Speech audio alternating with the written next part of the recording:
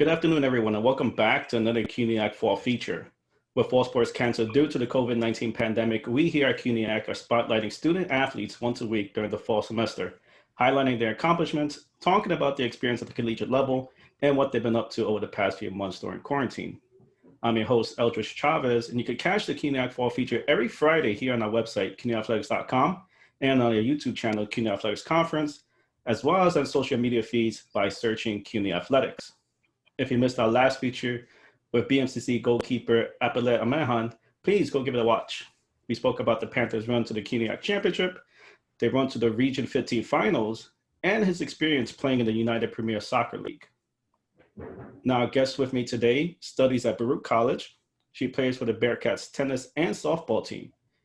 She's a CUNYAC Scholar athlete, a two-time Rookie of the Week winner, a CUNYAC Women's Tennis All-Star, and the recipient of the Intercollegiate Tennis Association Academic Honors with a 3.94 GPA.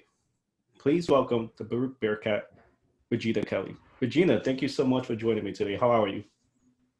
Good. It's so great to be here. Oh, thank you. Appreciate it. So we'll just jump right in. I don't want to take up too much of your time. I know we're all busy right now, especially with midterms. So very quickly, why did you decide to study at Baruch? So actually, I have 6 siblings, so I have to pay for college myself. Oh, and wow. I read a lot about how, read a lot about how Baruch was good for value and academically. Yeah. And I also love the city. And it was good at the major I wanted to major in, so. 6 siblings. How's that like? Are you the youngest, the oldest? No, I'm right in the middle. So I have Right in the 3 middle. older brothers. I have 2 younger brothers, and then my sister is the youngest. Okay, I was gonna say, wow, you're the only girl in the family, but I'm glad to hear you have a baby sister. So you mentioned you know what you want to major in, and you're majoring in mathematics. What exactly do you want to do in that field of work? So originally, I decided to major in math because I love math and I love numbers. So once I got to college, I knew that I had to find like a career or job that has to do with math. So I jumped from like a bunch of different things. I went from wanting to be a quantitative analyst to a forensic accountant and then a tax Wow. accountant. And right now I'm landed on a tax lawyer, and I researched it, and it seems like math is a good undergrad for that Yeah. before I go to law school or decide to. So yeah, that's kind of what I want to do with it right now. Ah, that's awesome. So have you like interned anywhere specifically to kind of like hone those skills? Yeah, so I applied to a bunch of different things, and there is a program in the city that I applied to where you volunteer to like help people with their tax returns and filing taxes, and you get a bunch of training for it. So I heard back from them, and hopefully I'll start that soon. So Okay, yeah, good luck with that. I'm sure tax season this past pandemic wasn't, something that you were able to dig in with. yeah, But hopefully, yeah, hopefully in the future and in next tax season, they'll definitely give you a ring. That's yeah, awesome. So good luck with that. thank Um, you. so I mentioned in your intro you play tennis and softball. What other talent do you have? Do you play anything else? Do you have a hidden talent that we don't know about you? Yeah, so I'm actually I'm a pretty decent volleyball player. I played Nice. on a national team in school, Oh, and I really? also played beach. Yeah, so Can you elaborate a I little bit guess on that? That's awesome. yeah. So because I was homeschooled, my one of the moms that I knew who also homeschooled her children, she started a volleyball team, and we played like small private schools around our area, and it just counted for like scrimmages for them. Yeah. But it was a nice way to like introduce myself to the sport. Then I decided I want to play club. There's a club near me in Peekskill called Downstate. Okay. And my first year, I played on a regional team, and then senior year, I played on a national team, and we traveled to DC and Baltimore and Maryland, kind of all over. And yeah, and then I played beach doubles for a summer through the same club with one of my friends. And yeah, that's my volleyball experience. That's awesome. Any consideration in joining the Bearcats volleyball team? Yes, I am going to Zoom meetings right now, and Okay. I want to, yeah. All right, that's great. No, So, that's awesome to add that to your plate. yeah. So how are you gonna balance that? Because I know, hopefully in the next year or so, maybe even sooner, we'll be on the other side of this. Uh, will you be able to balance, the three sports if you play or continue with tennis, softball, and then volleyball? Or are you going to choose like which one you want to stick with? So for next semester, I keep hearing that maybe we'll have the spring sports and not the fall sports. So we'll just have softball and baseball and maybe men's tennis. So I'm sticking with all three for right now just to see how that plays out, because I want to be able to play a sport and I don't want to drop one and then have it actually end up being played in the spring. Yeah. So that's like kind of my plan right now. As for, my junior year, I don't know yet. Okay. I love all three sports, so it's going to be a tough decision. Since you mentioned you love all three sports, if you had to choose just to play in one, softball, tennis, or volleyball, which one would you choose and why? I honestly, I think I might choose volleyball, because that sport, for some reason, I've had a big passion for since I was young. For like I like tennis and I'm pretty good at it, but for some reason volleyball is just, I have this love for the sport. So Okay, that's great. And I mean, you're being modest by saying you're just good at tennis. I think you're pretty awesome at that. You know, tennis all-star, rookie of the week honors. Being a little modest with that one, but I respect it. All right, volleyball, that's great. So I'm looking forward to see what you could do. You know, God willing, you make the team for the Bearcats. I want to see you back up that talk. I know. Got to start practicing. So not only do you excel in athletics, but I mentioned, you've received the ITA honors for this past academic year with an incredible 3.94 GPA. First of all, congratulations to that. That's amazing. That's basically straight A's and maybe an A minus here and there last academic calendar year. How does that feel to garner such a high accolade? And how has Baruch helped you not only focus in athletics, but also in academics? So, from a young age, my parents have always told me, like, as long as you work hard, you'll succeed in life. And I also know, because I paid for college on my own, I kind of feel like I owe it to myself to get good grades and to be successful academically. But I also love sports, so I know to excel in both, I need to be able to manage my time. So that's really it. I think just staying focused and knowing that, your decisions have consequences, and it's not just in the now, but you have to look to the future and thinking about how you spend your time, studying and everything. But also, though, like, I have a lot of friends in Baruch athletics who are also really good at sports, but they're also excel academically. So they definitely encourage me to perform too. So. Okay, that's great. So hopefully, again, like I don't want to sound like a record, but if once we're past this other side of the pandemic, what sort of advice would you give to like future student athletes who want to mimic what you're doing right now? What I would say is take advantage of all the resources that Baruch gives you. I think that is super important. Definitely keeping a planner, managing your time that way is really, really helpful with your schedule and everything, and really focusing on how you spend your time, really, I think, in the end. Okay, and was that kind of like how you were doing your own kind of roadmap your freshman year, just having a planner and kind of really just nitpicking at certain spots to excel at something, like focus on sports or focus on your studies? Yeah, that definitely is how I did it. Yeah. Okay. So let's transition a little bit into the athletic part. We'll go back to you being your modest take of being just okay at tennis.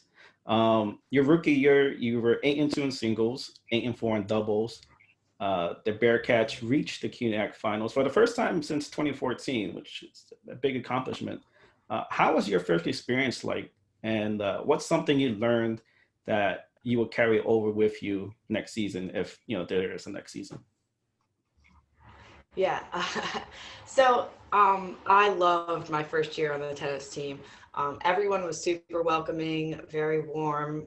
That was super apparent from the first practice that we had. I think what I'll carry over is my team's drive and fortitude.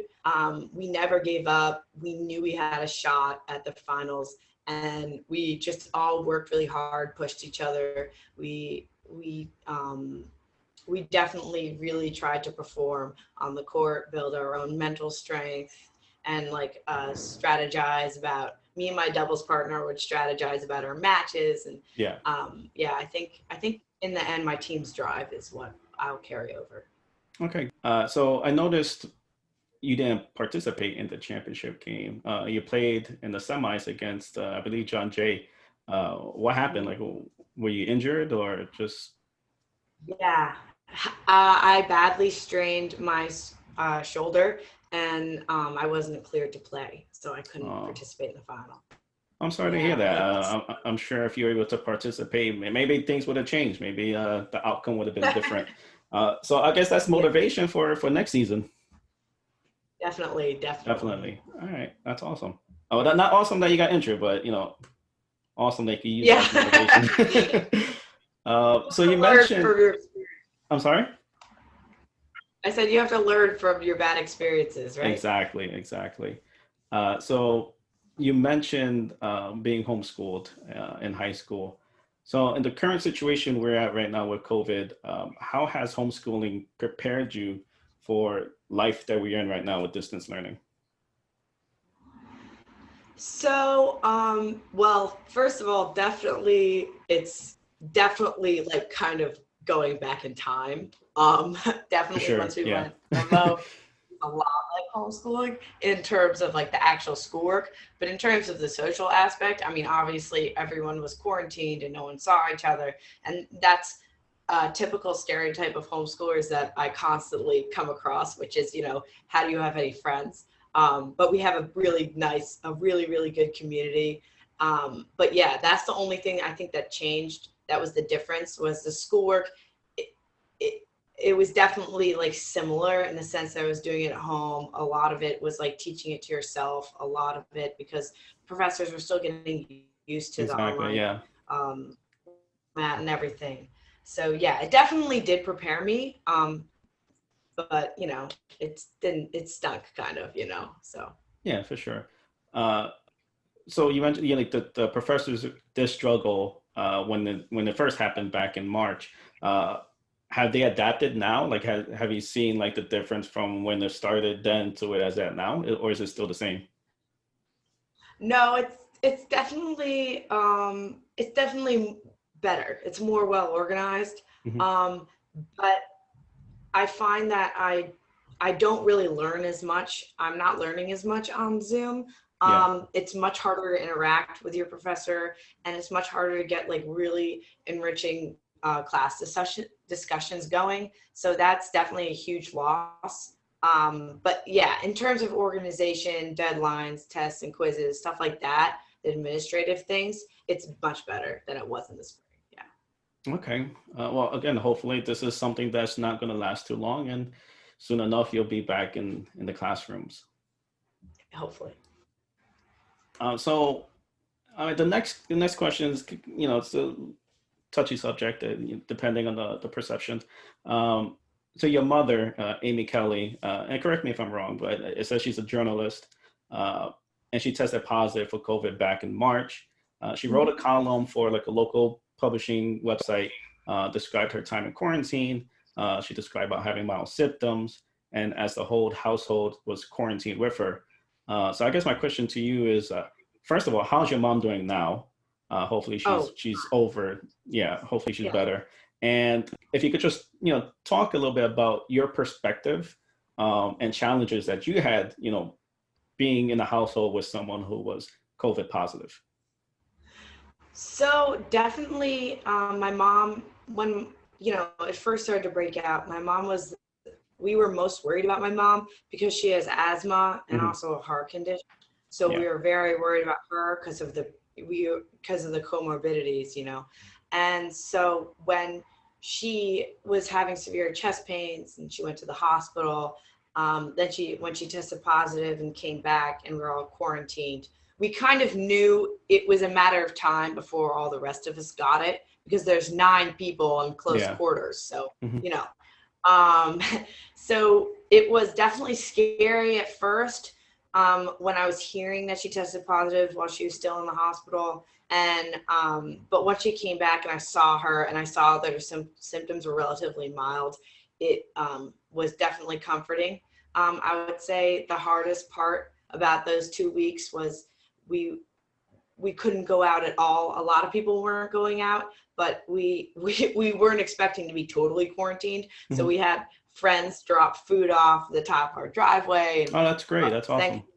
all of our friends pitched in with that. That was really nice. But definitely, the best thing that came out from this was I got a lot closer with my family and my siblings. But it was really, really hard going from, sports every day and in-person classes and all of this to like complete and total isolation. That was the hardest for me.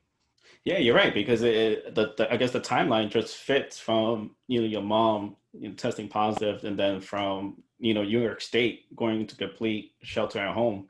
Uh, Mhm. so yeah, that must have been just like a lot for you to basically just digest. I know I read in the article that you were looking forward to your softball season, and then unfortunately it was taken away from you. Yeah. So I'm sorry about that. I'm sorry about that experience you had, but again, I'm glad that you guys made it to the other side. I'm glad that your mom's okay, and for the most part, that you guys are healthy. So that's great, and thank you for sharing that. Um, No so problem. so we'll continue down this kind of like path of where we're at right now. Obviously, 2020, big year, challenges, a year of challenges. As of this recording, we still don't know who our president is. Um, I mean, we want to talk about that. We could talk about that. But as 2021 approaches, what's something that you look forward to once we get to the other side of where we're at right now? Something I look forward to is being able to just walk outside and have a normal day and not worry about me getting other people sick, people that I know sick, people dying, just going out and commuting to school and going to practice and coming home and just having a normal day, which I think I definitely took for granted. But yeah, that's the thing that I look forward the most to. Yeah, I think we definitely all did at one point. I'm very, um, I guess, like a hermit, for lack of better words. Like I'm a home person, like I stay home. But the fact that now that it's kind of like I don't really have a choice. Like I just have to stay home Yeah. or take a chance of going outside. And yeah, things have opened up since March and Hmm. April. Yeah. But for sure, those first 5 or 6 months, I was just inside the house, and I definitely take that for granted, not being more sociable as I like to be. Yeah. So Regina, again, thank you so much for taking time out with us and spending some time with me and chatting with me. I do have one more question for you. Very simple. Regina, what does the future hold for you? Um, Hopefully, successful academic college career and sports, and hopefully getting a job. And one of my dreams is to, live in the city when I graduate and get a job. So hopefully that's what the future holds for me. I mean, those are great things to wish for and hope for. And I'm sure with all the things that I heard about you from your SIDs, that you'll make it happen. There's no doubt about that. Especially, you know, your academic background, your upbringing it sounds like you had an amazing upbringing, strong family unit. So no doubt in my mind that you can make those things happen. Thank you so much. No, thank you, Regina. Thank you so much for joining me today. Any last words, departing words you want to end this chat with? No, just thank you for reaching out to me and asking me to do this. I'm glad I could do it. No, again, thank you. Pleasure's all mine. So again, thank you, Regina, for joining me. Thank you all for watching these fall features. I've been having such a blast getting to know these very, very talented student athletes from our conference. Just a reminder, the fall feature goes up every Friday on our website, cunyathletics.com, as well as in all our social media feeds by searching CUNY Athletics. For Regina Kelley, I'm Eldridge Chavez. Until next time, cheers. Bye. Thank you.